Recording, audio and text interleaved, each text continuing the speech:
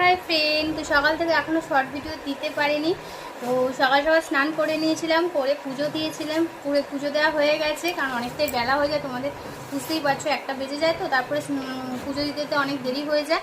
আর ছেলেও সেই টাইমে 1টা-1:30টার সময় কান্না করে, ওকে খাওয়াতে হয়, ঘুম পাড়াতে হয়, সে কারণে কোনো রকমের ঠাকুর দিতে হয়। তো সেই জন্য ভাবলাম আগে স্নান করে পুজো দিয়ে তারপরে বাকি কাজগুলো করি। তো এখন মা ছিল, তাই জন্য অসুবিধা হয়নি। জানি না কালকে থেকে কী হবে, যেহেতু কালকে মা চলে যাচ্ছে। ওই যে মা ব্যাগ গুছাচ্ছে এখন, তো মা কালকে চলে যাবে। তো অনেকেই বলছো মাকে আর 2 দিন রাখতে পারতে, কিন্তু সত্যি কথা বলতে ওদিকে খুব অসুবিধা হয়ে যাচ্ছে। কারণ কি দিদিদের তো বিজনেস, তোমাদের আগেও বলেছি।